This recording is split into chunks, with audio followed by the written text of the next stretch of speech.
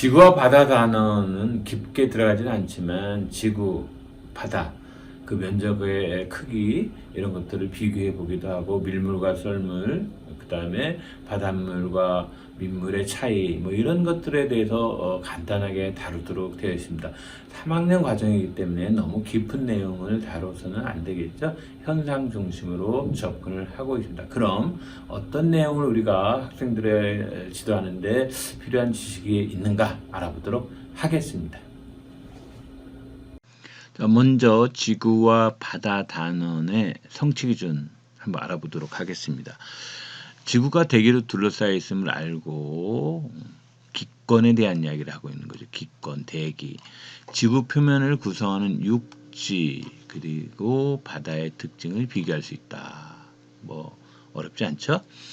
바닷물의 특징을 육지의 물과 비교해봐라. 그래서 탐구 활동에 보면 육지의 물과 바닷물을 가열하여 남는 물질 탐구하기. 아마 소금물을 가열해두면 물은 날아가고 소금이 남는 게 바다의 물이고 육지의 물은 상대적으로 소금기가 적다. 이걸 알아보는 거겠죠.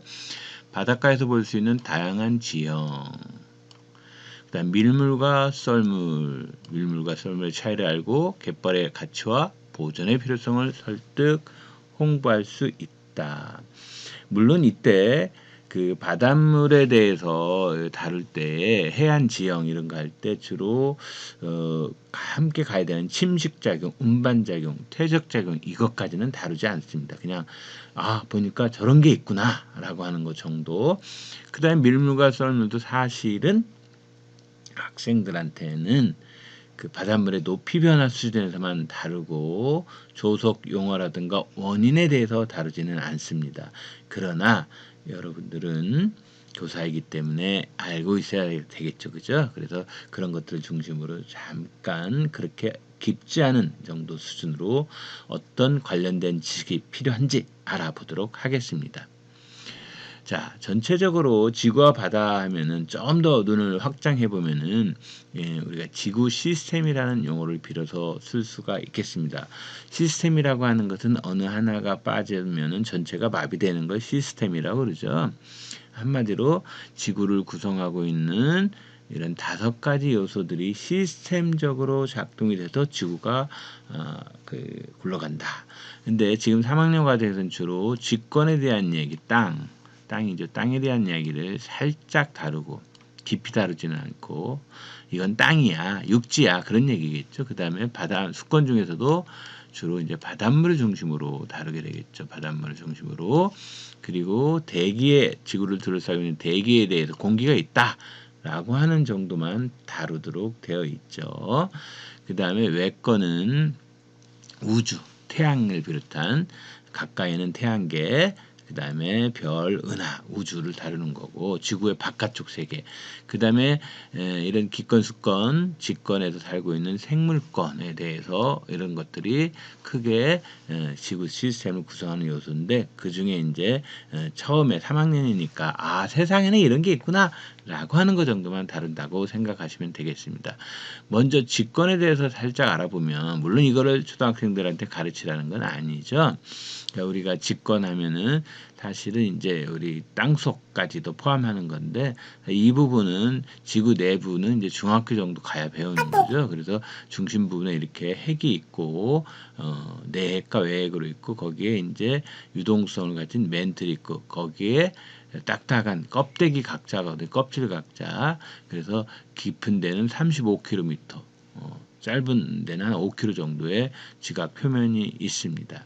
특히 이 부분을 좀 확대해 보면은 대륙 지각이 있고 해양 지각이 있고 해양 지각은 기본적으로 지표면으로부터 지각, 멘틀, 외핵, 내핵으로 구분하면서 이 지각을 대륙 지각, 해양 지각 이렇게 나눠요. 해양 지각에 비해서 대륙 지각이 훨씬 두껍죠. 얇지는 해요. 그러나 밀도는 해양 지각이 훨씬 높습니다. 자, 이번에는 지구 표면에서 물이 차지하는 부분을 수권이라고 합니다. 수권 중에서 제일 많은 게 어디에? 바로 바닷물이죠. 바닷물이 대부분을 차지하고 있고 육지의 물인 담수는 이거밖에 안 돼요. 다시 담수 중에서 누가 제일 많아요? 빙하가 제일 많아요. 그다음에 호수나 강 토양의 물 아주 적죠. 지하수 이렇게 있고 바닷물 엄청 많습니다. 지구 전체로 봤을 때에 이런 물이 차지하는 부분이 약 70% 정도 되고 그 중에 대부분이 이제 그 물만 놓고 봤을 때는 이렇게 뭐예요? 바다가 제일 많이 차지하고 있다. 지구 표면을 구성하는 바로 육지와 바다의 특징 비교해서 면적을 비교하는 탐구 활동을 하도록 되어 있습니다. 아마 이런 식으로 하게 될 거예요. 자, 육지라고 하는 정의는 뭐냐? 물에 특히 바닷물에 잠기지 않는 지구의 표면을 육지라고 그래요. 바다는 물에 잠긴 지구의 표면. 그래서 여기서 보는 것처럼 바다와 육지를 면적을 비교해 보면 바다가 훨씬 면적이 넓습니다. 지구의 약 70%. 그래서 이거를 이제 펼쳐놓고 칸을 나눠보면 대략 육지는 14칸인데 바다 칸수는 36칸이다. 이런 활동을 아마 하게 될 거예요. 학생들이랑. 다시 말해서 이걸 비율로 치면은 약 50분의 36이니까 70% 정도가 바다. 그리고 바다가 짠물인 건 다 아시죠? 자, 바다에 대해서 알아보고 있습니다. 또 여러분들이 바닷가에 가면은 이런 것들을 볼 수가 있어요. 예를 들어서 모래사장 볼 수 있었죠, 그죠? 모래사, 그래서 사빈이라는 말을 씁니다. 그 다음에 해식 절벽, 절벽 뜻하는 거 애자가 절벽 애자니까 이런 거 볼 수 있죠. 곳곳에서 양식장도 봤을 것이고, 그 다음에 여러분들 강릉 경포대 같은 데 가면은 그게 바닷가 옆에 있는데 이런 바닷가 옆에 이렇게 원래 바다였는데 쌓여가지고 이렇게 호수가 된 석호, 그 다음에 이런 데 모래톱이 나 있고 모래톱 지역이 있죠. 갯벌도 있죠. 갯벌에는 뻘갯벌과 모래갯벌로 나누고 그 다음에 그 바닷물이 이렇게 여기를 깎아가지고 동굴처럼 파인 해식 동굴도 있고 또 얇은 부분이 침식이 되면서 이렇게 기둥처럼 서 있는 시스텍 돌 기둥이 있고 여기는 안 나타나지만 여러분들 울릉도나 이런 데 가면은 이렇게 쭉 코끼리 코처럼 이렇게 돼 있는 거 있죠. 이건 씨아치라는 말을 써요. 씨아치. 이런 것들 지형을 여러분들이 볼 수가 있다. 학생들한테는 바닷가에 가니까 다양한 것이 있다 정도만 보여주면 되겠죠, 그죠? 자, 갯벌의 가치와 보존의 필요성을 알아야 된다 그랬죠. 갯벌은 한 번 정도는 가봤을 거예요, 그죠? 조수가 바닷물이 드나드는 바닷가나 강가에 넓고 평평하게 생긴 땅이에요. 우리나라는 갯벌이 굉장히 발달해 있죠. 강화도 갯벌, 그 다음에 세계 그 유산으로 등재가 되어 있는 순천만부터 해서 서해안에는 고창 갯벌 해안, 그 다음에 부안 갯벌 이런 데가 다 등재가 되어 있습니다. 서해안 갯벌이 유명하죠. 흔히 이제 썰물 때 드러나는 부분을 간석지라고 지칭을 하는데요. 이런 데를 그 바깥쪽을 댐을 싸가지고 막아서 커다랗게 그 개발도 하죠, 그죠? 그래서 송도라든가 이런 데가 옛날에는 바다 쪽에 지금 다 바다라고 생각하는 사람은 없을 거예요. 그 다음에 부안하고 군산 있는데 유명한 그 막은 간척지가 있죠. 그 다음에 밀물과 썰물이라는 용어는 여러분들 다 알지만 그래도 한번 정리하면 바닷물이 올라와 수위가 높아지는 것을 뭐라고? 밀물. 반대로 바다로 빠져나가서 수위가 낮아지는 것을 썰물. 그리고 바로 갯벌은 밀물 때는 물 밑에 잠겼다가 썰물 때 드러나는 것을 말해요. 망둥어가 있네요. 그죠? 갯벌에서 이렇게 지금은 물이 썰어가지고 이렇게 갯벌이 드러난 부분을 말해요. 이 갯벌은 굉장히 중요한 의미가 그 바닷물의 흐름에 의한 조류로 운반되는 모래, 점토, 미세 입자가 파도와 잔잔한 해역에 조금씩 쌓여가지고 수십억 년 동안 쌓인 그런 평탄한 지형이 갯벌입니다. 이런 데 가보면은 모래나 점토 위에 생물에 의한 조개폐각들도 같이 퇴적이 될 수가 있어요. 제주도 저기 성산포 옆에 있는 섬 있잖아요. 거기 가면은 조개 껍데기 해안 해가지고 이쁘죠, 그죠? 자, 이런 갯벌은 뻘갯벌과 모래갯벌. 모래갯벌은 여러분들이 잘 아시는 것처럼 모래사장이 있는 해수욕장을 생각하면 되고요. 뻘갯벌은 우리 인천 강화도나 영종도 이런 데 가면은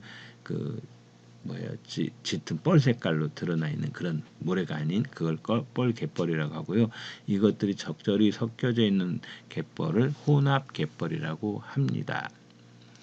자, 밀물과 썰물 초등학생들한테는 왜 일어나느냐 이걸 가르치도록 되어 있지는 않아요. 이 초등학교 3학년에서는. 그러나 여러분들은 왜 일어나는지는 알아야 되겠죠. 결국은 바닷물이 이쪽으로 왔다 저쪽으로 왔다 하는 건 누군가가 그 바닷물을 땡기는 녀석이 있다는 얘기죠. 땡기는 역할에 중요한 게 바로 달이에요. 달. 달에 가까운 쪽은 달이 땡기는 힘에 의해서 이쪽으로 쏠리게 되겠죠. 그죠? 바닷물이 이렇게. 그래서 이만큼까지 쏠렸죠. 또 바닷물, 달의 반대쪽 바닷물은 지구가 자전하잖아요. 자전하면서 바깥으로 튕겨 나가려고 하는 힘을 우리가 원심력이로죠. 원심력이라고 부르는데 이 원심력에 의해서 이렇게 이쪽에서 보면 이렇게 부풀어 오르게 됩니다. 그래서 이 두 가지를 합해서 즉 달에 가까운 쪽은 인력과 원대는 원심력에 의해서 양쪽으로 이렇게 퍼져나가죠.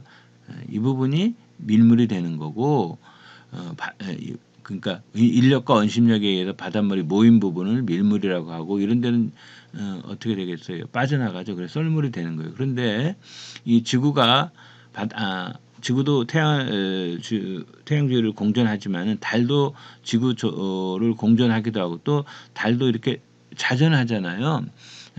지구가 달이 자전한다고 그랬나요? 제가 물론 달도 자전하지만 지구가 하루에 한 바퀴 자전하기 때문에 달의 인력과 지구의 원심력에 의해서 하루에 이렇게 이동하는 거니까 이쪽으로 갔다 예를 들어서 이 부분이다 그러면은 자전을 하면은 이쪽에서 이 방향으로 자전하니까 이 부분이다 그러면은 여기 가고 또 여기 가고 여기 이 두 부분에 있을 때는 뭐라고 밀물 이런 부분에 있을 때는 책으로 빠지는 썰물. 그래서 이쪽 저쪽에서 하루에 한 바퀴씩 돌으니까 몇 번? 두 번의 밀물이 나타나게 되는 거죠. 자, 여기까지가 이제 수권이었고, 자, 하늘을 쳐다보면 공기가 있죠.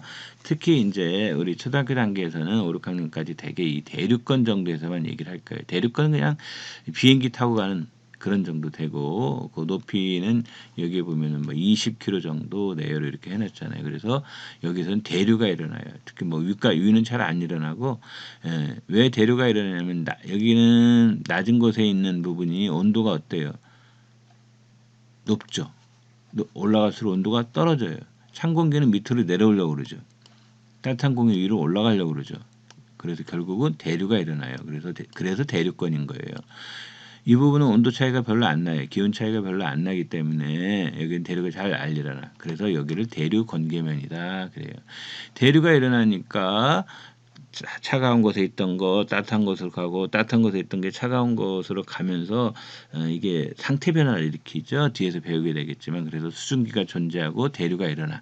그래서 기상현상이 일어나는 거예요. 기상현상이 일어나는 것은 어디예요? 대류권이에요. 그 다음에 성층권은 올라갈수록 온도가 높아져요. 그러니까 차가운 게 밀도가 크니까 밑에 있는 게 당연해요. 밑에 있겠죠. 여기는 그 반대였기 때문에 대류가 일어난 거고 밀도가 큰 녀석이 여기 아래쪽에 있으니까 대류가 일어나지 않아요. 특히 여기 성층권이 제일 중요한 게 오존층이죠. 태양으로부터는 자외선을 차단하는 거. 그다음 중간권이라고 있어요. 설마 여기까지 올라가 본 사람 없겠죠. 당연히 없어요. 여러분도 잘해야 이 정도 10,000km 내외. 해외여행 유럽이나 이런 데 갈 때는 비행기가 10,000km란다. 그 뭐예요? 10,000m를 좀 상회하거든. 제주도 갈 때는 한 6,000에서 8,000m. 그래서 그때 한번 10,000m 즉 10km 정도 올라간 적은 이제 비행기를 타고 멀리 갈 때 그럴 거고 중간권은 올라갈수록 기온이 하강하는 건 같아요. 결국 이 얘기는 뭐 여기서 대류가 일어난다. 그렇지만 수증기가 거의 없어. 그래도 기상현상은 안 일어나. 그죠? 유성 관찰이 되게 여기서 일어나요.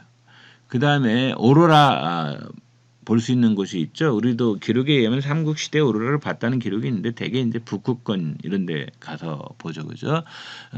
역시 높이 올라갈수록 기온이 상승하니까 대류가 일어나지 않고 공기가 매우 희박해요.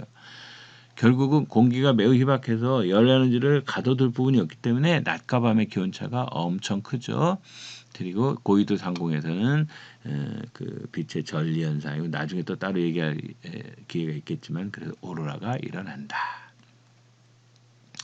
자, 외권과 생물권은 간단하게 그냥 개념 정리만 하고 갑시다. 외권은 뭐라고요? 기권의 대기권의 바깥에 태양계, 천체, 별, 은하 바깥쪽에 있는 거예요. 이걸 다 외권이다 부릅니다. 생물권은 직권, 수권, 기권에 걸쳐 펼쳐져 있죠. 이렇게. 결국 이러한 지구를 구성하는 이 시스템적이라는 말은 외권, 태양의 에너지 외권을 비롯해서 직권, 기권, 수권, 생물권이 서로 알맞게 시스템으로 상호작용이 잘 되어야 이렇게 그 정상적으로 돌아간다. 그래서 지구 시스템이라고 이렇게 이야기를 하는 겁니다.